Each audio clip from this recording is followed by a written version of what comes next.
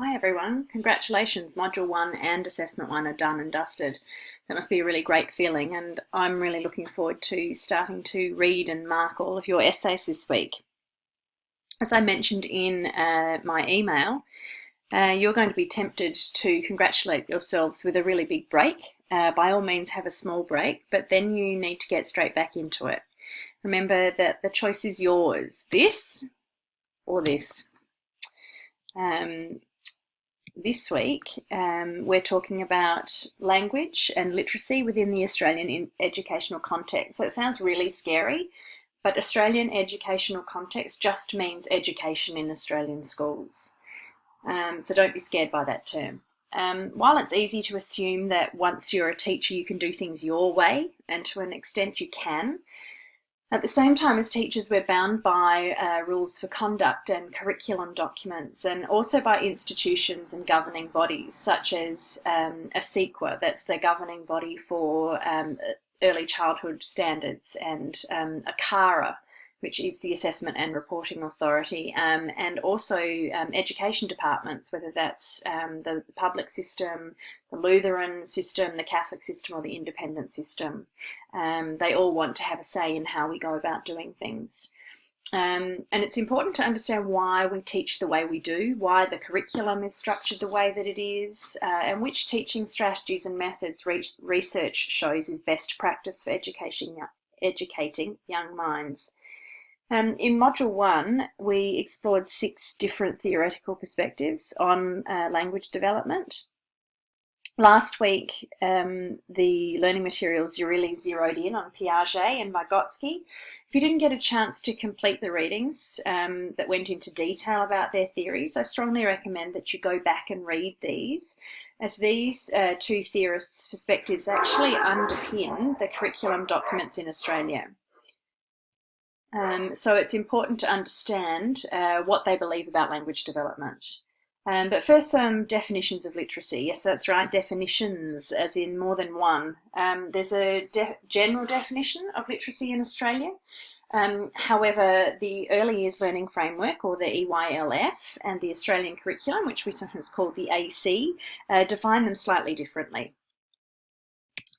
So, literacy in the Australian educational context, as defined by UNESCO in 2004, is the ability to identify, understand, interpret, create, communicate, compute, and use printed and written materials associated with varying contexts. That actually sounds more difficult than it is. The important words in this definition are the verbs identify, understand, interpret, create, communicate, compute, and use texts. That's telling you effectively what children need to be able to do. Texts meaning written or visual, that means on a screen or even through pictures. Okay, so the EYLF defines literacy as the capacity, confidence, and disposition to use language in all of its forms. The traditional forms, talking, listening, viewing, reading and writing, and music, movement, dance, storytelling, visual arts, visual aids, media and drama. It also says contemporary texts include electronic and print-based media. In an increasingly technological world, the ability to critically analyse text is a key component of literacy. I want you to note here the importance that the EYLF places on non-traditional forms of language in the literacy definition and the inclusion of electronic texts. The Australian curriculum has a slightly different definition. So they say literacy involves students listening to, reading, viewing, speaking, writing and creating oral, print, visual and digital texts, and using and modifying language for different purposes in a range of contexts. I think it's really important to note here that the Australian curriculum doesn't place the same importance on the arts strands. So music, dance, drama and art are all still part of the Australian curriculum, but when it comes to teaching literacy, they don't include those in the definition of literacy where the EYLF does. So this week's reading talks about a variety of different theories, and it's important that you read this as it will tell you where these theories fit or don't fit with the Australian curriculum and the early years learning framework.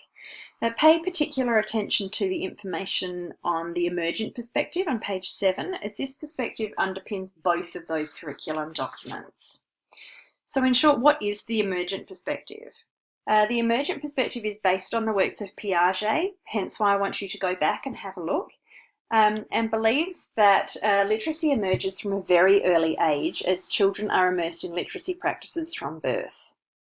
This perspective also places great importance on the home-school connection and the experiences that children have in both of those places, and they consider this central to development.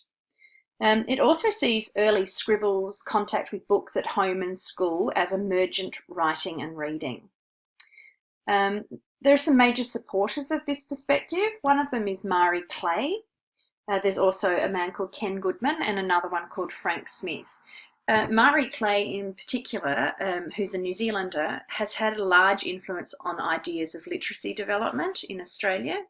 There are a couple of additional readings in this week's learning materials about Marie Clay that are short and easy to read that I really recommend. The emergent perspective was also at the heart of the whole language movement. The whole language movement believes that teaching of sound-letter relationships, that is phonics and phonemes, needs to be taught not just in isolation, but also with the context of whole words and texts for the purpose of comprehension and meaning making. And in other words, what they're saying is we shouldn't just teach children how to break down words into phonemes, but also to recognise words as whole words. And this is because if you sound out every word that you read, it's extremely difficult to work out what the meaning of what you're reading is. The Australian curriculum and the early years learning framework are also underpinned by the socio-cultural perspective. The socio-cultural perspective is based on the works of Vygotsky. Again, you can see why I've suggested you go back and read last week's reading, with both Piaget and Vygotsky's theories underpinning Australian curriculum documents. This perspective believes that literacy is a social practice, something that varies depending on the purpose for the communication and also the socio-cultural context. The purpose of communication refers to whether the communication is formal or informal, who you're communicating with, why you're communicating. And the socio-cultural context is an acknowledgement that social practices and norms may differ depending on the culture of the person. For example, we expect children to make eye contact with us when they're talking, and yet in some cultures, children making eye contact with adults is seen as disrespectful. So this perspective takes into account the fact that we are a multicultural country and we need to take into account other people's cultures. For this reason, great importance is placed in this perspective on finding out about prior knowledge, valuing it and building on it. Both Piaget and Vygotsky belong to what's called the constructivist view of learning. The constructivist approach is at the heart of education in Australia. This view believes that people build knowledge from their experiences and through interactions with their environment. There's a lot of other information in this week's reading, so have a look and make some notes, because the definition of literacy in the Australian educational context and the emergent perspective will both need to be covered in your oral presentation for assessment 2. I've started posting information about this assessment in the assessment 2 Q&A thread already, so pop into this forum and have a look. You can see here I've posted an example of everything that needs to go into that oral presentation in a very visual way. If you follow that, you won't miss anything out. There's also already information in there on how to create a SoundCloud account and how SoundCloud works. And over the next couple of weeks, we're going to be using that in some of the activities, which should be fun. As always, if you have questions, please let me know. I hope to see lots of you posting in this week's activities. Have a great week, everyone, and I'll see you on the discussion board. Bye.